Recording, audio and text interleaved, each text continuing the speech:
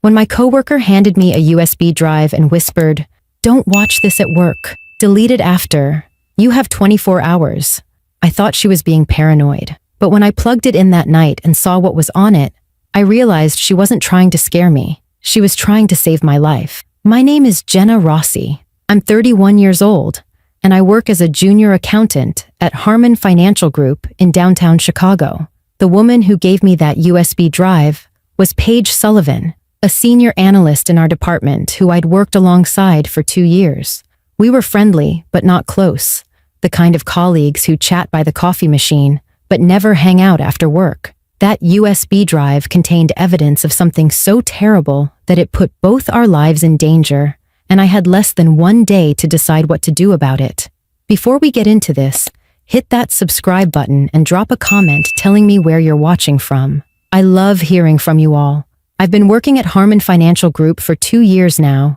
It's a mid-sized investment firm with about 200 employees, located in one of those glass office buildings in downtown Chicago that looks impressive from the outside, but is pretty standard inside. Cubicles, fluorescent lights, the constant hum of computers and hushed phone conversations. I started there right after getting my accounting degree, working my way up from an entry-level position to junior accountant. The job was demanding, especially during tax season, but I was proud of what I'd accomplished. The pay was decent, the benefits were good, and I felt like I was building a real career. My life outside work was pretty simple. I share a small apartment in Wicker Park with my best friend from college, Melissa. She works in marketing, and we've been roommates for 3 years now. Most of my days follow the same routine. Wake up at 6:30, take the Blue Line downtown, work from 8 until 6, sometimes later if we're busy. It's not exciting, but I like routine. After growing up in a household where my dad's construction business almost went bankrupt twice, and money was always a source of stress, having stability feels like a luxury I don't take for granted. I'm close with my younger brother Lucas. He's 26 and works as a software engineer out in San Francisco. We text almost every day and video chat on weekends. My parents retired to Arizona about 3 years ago, and I visit them twice a year. It's a good life, maybe even a bit boring by some people's standards, but it's mine, and I've worked hard for it. Paige Sullivan was someone I saw almost every day, but didn't really know on a personal level. She was 38 years old, a senior analyst who'd been with the company for 7 years. She worked on the same floor as me, but in a different department, handling high-value investment accounts. Paige was brilliant with numbers, the kind of person who could look at a spreadsheet and spot errors that everyone else missed. She was quiet and kept to herself, mostly always polite, but never really chatting about her personal life. Our interactions were limited to small talk in the break room or brief exchanges about shared clients. She always seemed a bit stressed, but I figured that was normal for someone in her position. The company culture was pretty competitive, and everyone seemed to be under constant pressure to perform and bring in results. The day everything changed was a Thursday in early November. It had been a long day, one of those days where you look up from your computer and suddenly realize 9 hours have passed. I'd been working on quarterly reports for several clients, double-checking numbers and making sure everything balanced correctly. By 5:30, most people had already left for the day. The office was quiet, just a few stragglers finishing up their work. I was packing up my things, getting ready to meet Melissa for dinner at our favorite Thai place, when Paige appeared at the entrance to my cubicle. I looked up and immediately knew something was wrong. Paige looked terrible. Her face was pale, almost gray, and her eyes were red and puffy like she'd been crying. Her hands were shaking as she gripped the edge of my cubicle wall. This wasn't the composed, professional Paige I was used to seeing. This was someone who looked genuinely terrified. Paige stood at the entrance to my cubicle, looking around nervously like she was afraid someone might see her talking to me. "Jenna, do you have a second?" Her voice was barely above a whisper, shaky and uncertain. I could see her hands trembling against the gray fabric of the cubicle wall. "Of course. Are you okay? You don't look well." I started to stand up, concerned that she might need medical help or something. She looked like she was about to collapse. Paige stepped closer, her eyes darting toward the security cameras mounted in the corners of the office ceiling. I'd never really paid attention to those cameras before, but the way she was looking at them made my skin crawl. She reached into her blazer pocket and pulled out a small USB drive, the plain black kind you could buy at any office supply store for a few dollars.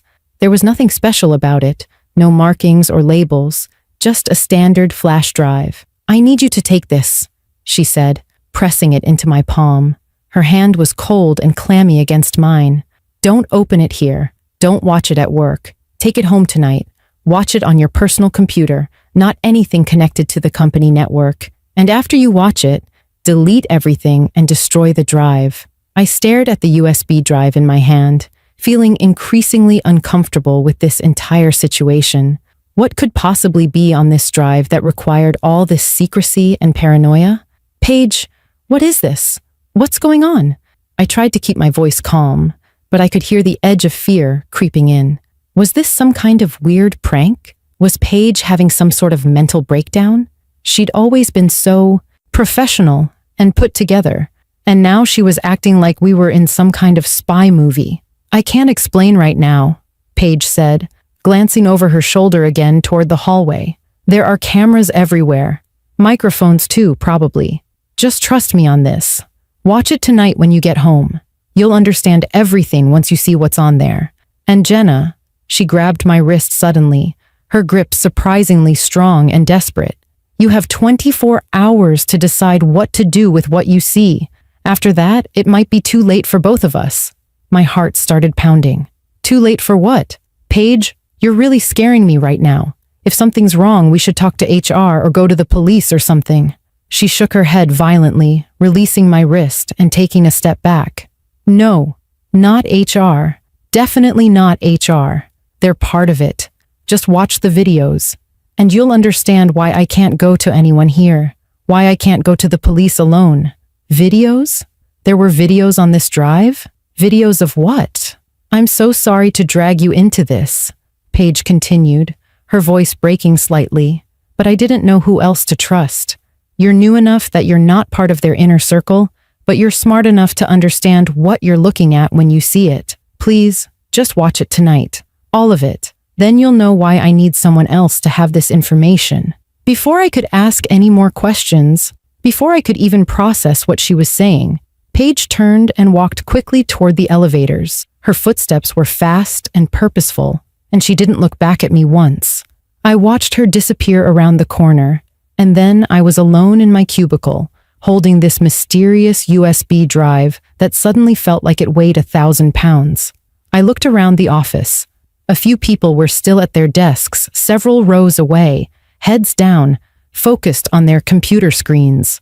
Everything looked completely normal. The hum of the air conditioning, the distant sound of someone typing, the soft glow of computer monitors in the dimming evening light. But nothing felt normal anymore. Paige's terror had been real. Her shaking hands, her pale face, the way she kept looking at the cameras like they were weapons pointed at her. Whatever was on this USB drive, it had scared her badly enough to risk giving it to me, a colleague she barely knew. I slipped the drive into my coat pocket and finished gathering my things. My hands were shaking now too, and I couldn't stop glancing at those security cameras that I'd never noticed before. Were they just recording? Or was someone watching right now?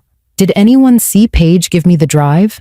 I grabbed my purse and my laptop bag and headed for the elevators, trying to act casual even though my heart was racing and my mind was spinning with questions I couldn't answer. The train ride home felt like it took forever. I sat in my usual seat on the blue line, clutching my bag where the USB drive was hidden in my coat pocket. Every time someone walked past me or looked in my direction, I felt a spike of anxiety. I kept replaying Paige's words in my head. "You have 24 hours to decide what to do." 24 hours for what? What kind of decision was I supposed to make? I pulled out my phone and almost texted Paige, demanding more explanation, but something stopped me. She'd been so careful about the cameras, so paranoid about being overheard. If she was that worried about surveillance at work, maybe my phone wasn't safe either. I put it back in my pocket and tried to calm down, but it was impossible. By the time I got home, my stomach was in knots and my hands wouldn't stop shaking. Melissa was in the kitchen when I walked in, stirring a pot of pasta sauce and humming along to music playing from her phone. "Hey, perfect timing. Dinner's almost ready. How was work?" She turned around with a smile that faded immediately when she saw my face. "Whoa, are you okay? You look like you've seen a ghost." I forced a smile and made up an excuse about having a headache and needing to finish some work in my room. Melissa looked concerned but didn't push it.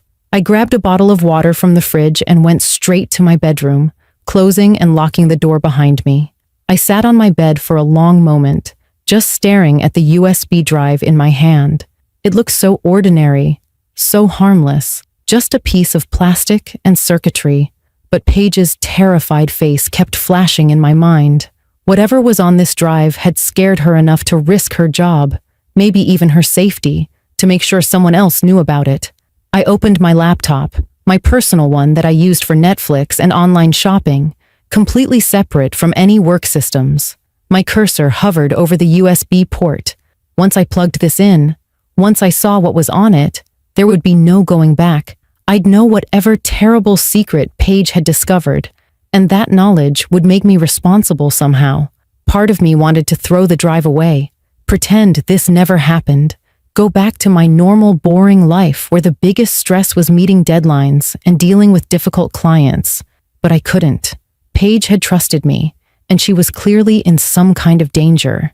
I took a deep breath and plugged in the USB drive. The folder that opened contained 5 video files, each one labeled with a date from the past month, and a text document titled, "Read this first." My hand trembled as I moved the cursor to the text file and opened it. The message was short and direct, written in the same careful, precise style that Paige used for everything. "These videos are security camera footage from the executive floor, obtained through the company server. They show what's really happening at Harmon Financial. Watch them in order. Then you'll understand why I can't go to the police alone, and why I need someone else to know the truth. If something happens to me, this evidence can't disappear with me. I'm sorry for involving you in this, Jenna. But I'm out of options and running out of time. Delete everything after you decide what to do. They're watching everything, and they're more dangerous than you can imagine." I read the message 3 times, my heart pounding harder with each word. Security camera footage obtained through the company server. That meant Paige had hacked into the company's security system. That was illegal. She could go to prison just for having this footage.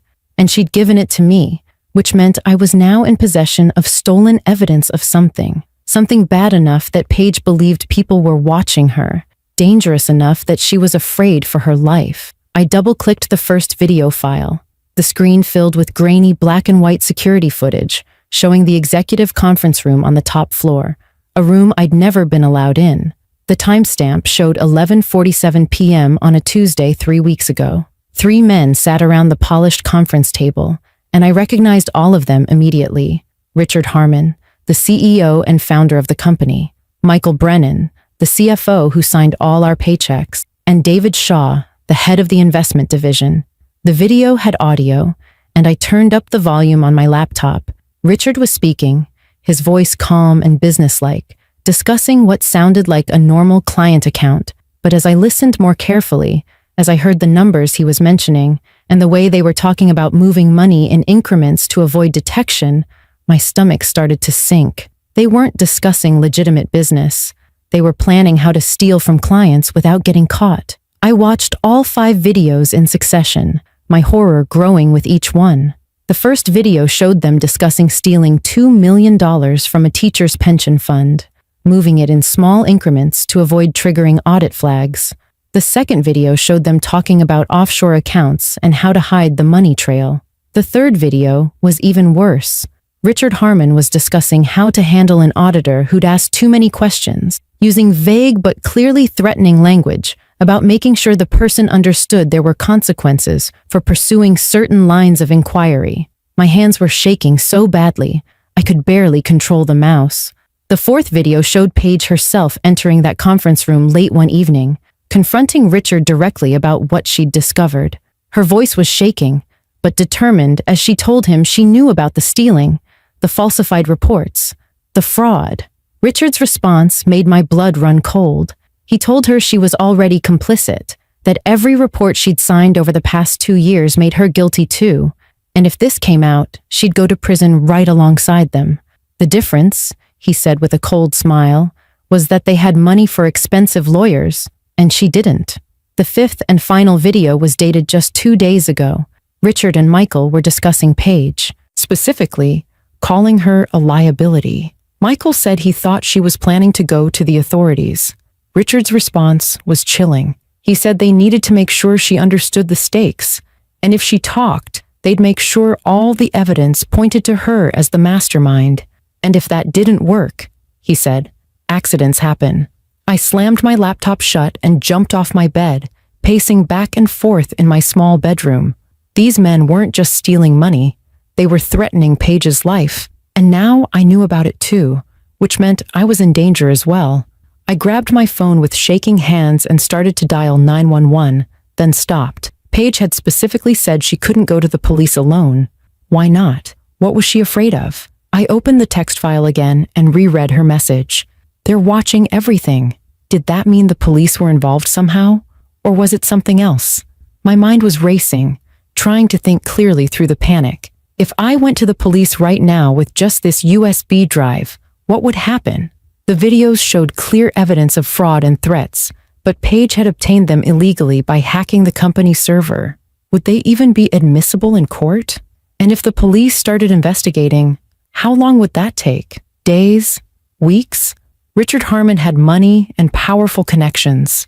He could make evidence disappear, intimidate witnesses, maybe even hurt people before anyone could stop him. I needed help. I needed someone I could trust completely, someone who would know what to do. I called my brother Lucas. He answered on the second ring, his voice cheerful and relaxed. "Hey Jen, what's up?"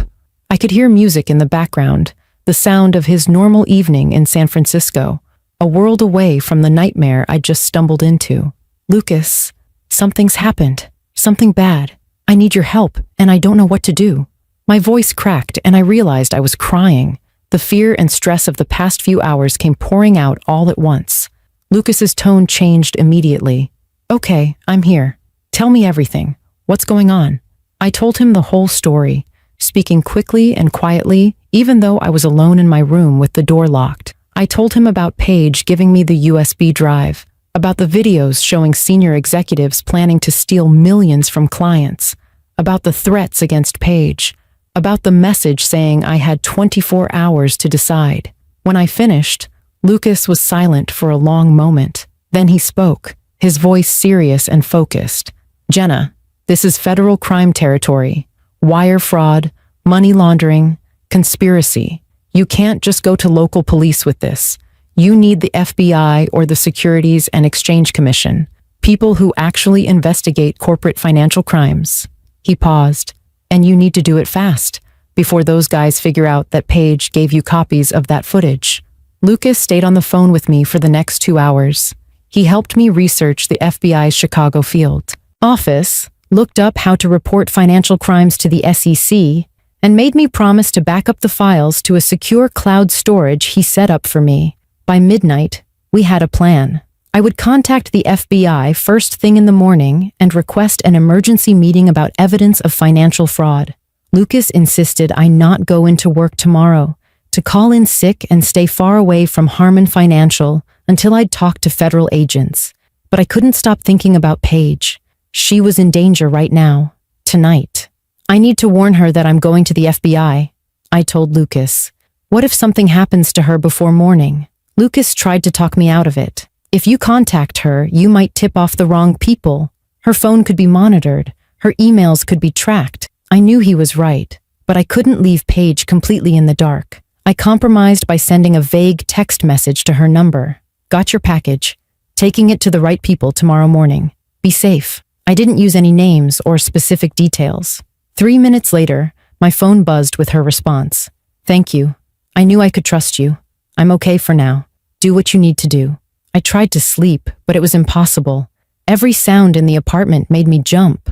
At 3 in the morning, I was still wide awake, staring at the ceiling, when my phone rang. Unknown number. My heart stopped. I let it go to voicemail, too afraid to answer. 30 seconds later, Another call from a different, unknown number. Then a text message that made my blood freeze. "We know what Paige gave you. Bring the drive to the office tomorrow, 9 a.m. Richard's office. Come alone. Don't make this complicated." They knew. Somehow they'd found out, and now they were coming after me too. I called Lucas back immediately, my hands shaking so badly I could barely hold the phone. They know. They just texted me. They want me to bring the drive to the office tomorrow morning. Lucas's voice was sharp and urgent. "Do not go anywhere near that building. Call the FBI right now. Not in the morning. Right now. This is an emergency." I found the FBI Chicago field office emergency number and called, my voice trembling as I explained the situation to the agent who answered. He listened carefully, asked me to immediately email copies of the video files to a secure address he provided, and told me to stay in my apartment and lock all the doors. "We're sending agents to your location now. Don't leave. Don't answer calls from numbers you don't recognize. Just wait for us." Within 40 minutes, there was a knock on my door. 2 FBI agents stood in the hallway, showing their credentials through the peephole. I let them in, and Melissa stumbled out of her bedroom, completely confused about why federal agents were in our living room at 4 in the morning. The agents interviewed me for over an hour, copying everything from the USB drive and asking detailed questions about Paige, the company structure, and the threatening text message.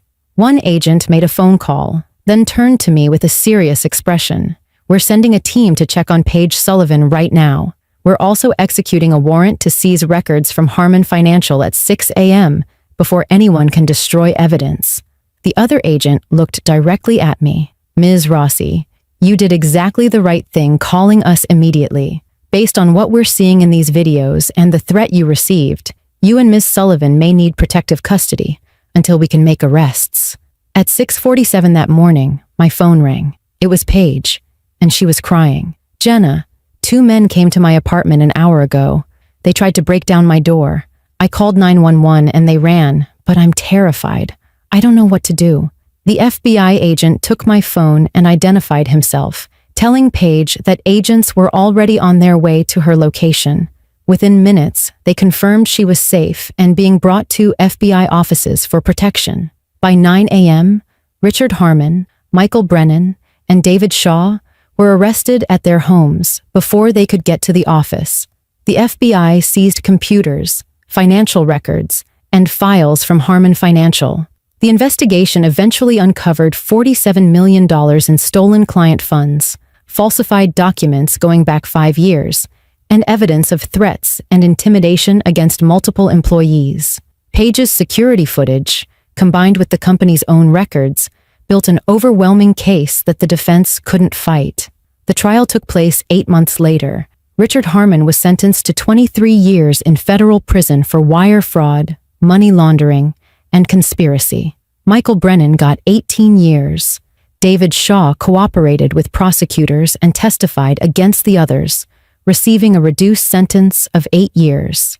The stolen money was recovered and returned to victims, including the teachers' pension fund that had lost millions. Paige and I both testified at the trial. Sitting in that courtroom, facing the men who'd threatened our lives, was terrifying. But we had each other, and we had FBI agents who believed us and protected us. The defense tried to discredit Paige's evidence as illegally obtained, but the prosecution argued that her methods had uncovered genuine crimes that were corroborated by the company's own financial records. Harmon Financial collapsed after the arrests. The company declared bankruptcy, and 180 employees lost their jobs, including me. It was devastating watching innocent colleagues suffer because of corruption at the top. I spent 3 months unemployed before finding work at a smaller accounting firm that valued integrity. Paige had an even harder time. Despite being the whistleblower, some former colleagues blamed her for destroying the company and costing them their jobs. The emotional toll was severe, and she entered therapy to cope with the trauma and guilt. We became close friends through the ordeal, bonded by an experience no one else could truly understand. The FBI later told us that Paige had been suspicious for over a year, but was too frightened to act after seeing what happened to employees who questioned management. When she finally obtained the security footage, She'd planned to go to authorities herself, but then she was followed leaving the office one night and realized they were watching her. She needed someone else to have the evidence in case something happened to her. That's why she chose me. Someone junior enough to be overlooked, but smart enough to understand what she was seeing. My brother Lucas flew in from San Francisco the week after the arrests and stayed with me for 2 weeks. Having him there, the person who'd helped me navigate the most terrifying night of my life, meant everything. He helped me understand that what I'd done was brave, even though it hadn't felt brave at the time. It had felt like survival, like making the only choice that wouldn't leave me complicit in terrible crimes. Here's what I learned from those 24 hours that changed my life. When someone risks everything to trust you with the truth, honor that trust. Paige could have stayed silent and protected herself, but instead, she chose to expose the fraud knowing it might cost her everything. That kind of courage deserves to be met with equal courage. I also learned that doing the right thing doesn't guarantee a happy ending for everyone. Innocent people lost their jobs because of crimes they didn't commit. That's the collateral damage of corruption, and it's why speaking up matters so much, even when it's hard. The night I plugged in that USB drive, I had a choice. I could have deleted everything and pretended I'd never seen it. Part of me wishes I'd made that choice, because the months that followed were filled with fear and uncertainty. But if I'd stayed silent, the fraud would have continued and more people would have been hurt. Paige might have disappeared. Sometimes the right choice is also the hardest choice, and you don't know how things will turn out until you're already committed. I still work in accounting. I still love the satisfaction of making numbers balance correctly, but now I pay attention to details differently, looking for inconsistencies that might signal something wrong.